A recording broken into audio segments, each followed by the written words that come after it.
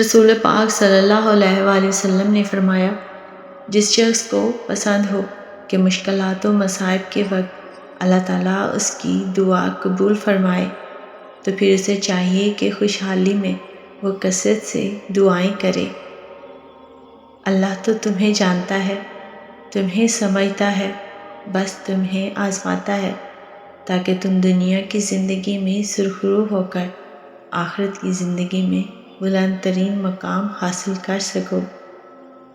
بہترین صبر تو وہ ہے جس میں کسی سے شکایت نہیں کی جاتی، بس اپنے رب سے بات کی جاتی ہے۔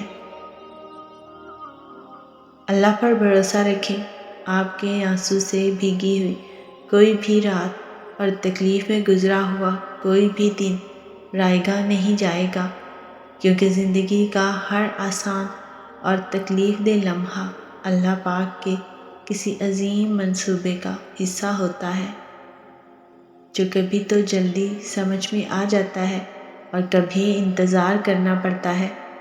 اگر اللہ فرماتا ہے کہ مشکل کے ساتھ آسانی ہے تو یقین رکھنا اس کی ہر کہی ہوئی بات میں حکمت ہوتی ہے، لیکن تم نہیں سمجھتے۔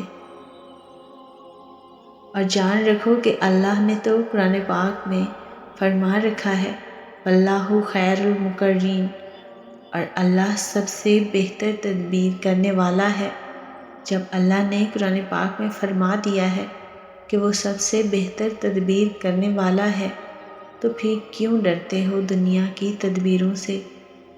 وہ رب تو مالک دو جہان ہے۔ جو لوگ آپ کے خلاف تدبیریں کرتے ہیں وہ ان کا بھی رب ہے، وہ قادر مطلق ہے۔ وہ قادر ہے ایک سیکنڈ میں کہانی بدل دینے پر، لیکن وہ ابھی سب نہیں بدل رہا۔ وہ چیک کر رہا ہے کہ آپ کے دل میں اللہ کی محبت اور ایمان زیادہ ہے یا پھر لوگوں کا ڈر زیادہ ہے۔ سنو، اللہ نے کبھی یہ نہیں کہا کہ راستے آسان ہوں گے۔ ہاں، مشکلیں آئیں گی، حالات دشوار لگیں گے، راستے کٹھن بھی ہو سکتے ہیں، مگر تم ثابت قدم رہنا، ہار نہیں ماننی۔ اللہ تعالیٰ قرآن پاک میں فرماتے ہیں، اور اپنے رب پر توکل رکھو اور تمہارا رب ہی کارساز کافی ہے۔ اور اللہ پر توکل رکھیں تو اس حد تک رکھیں کہ اگر کچھ ناممکن بھی لگ رہا ہو تو یاد رکھنا، اگر اللہ اس کو کرنے کا ارادہ کر لے تو کچھ بھی ناممکن نہیں رہتا اور کوئی اس کو ہونے سے نہیں روک سکتا۔ بے شک وہ وحدہ لا شریک ہے، وہ ہر چیز پر قادر ہے۔ خدا جب نوازنے پر آتا ہے نا تو مانگنے والے کی اوقات نہیں، وہ اپنی وسعت کے مطابق عطا فرماتا ہے۔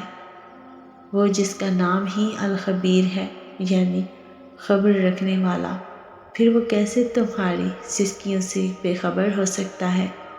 وہ اللہ ہے، وہ کسی بھی وقت معجزے بھیج سکتا ہے۔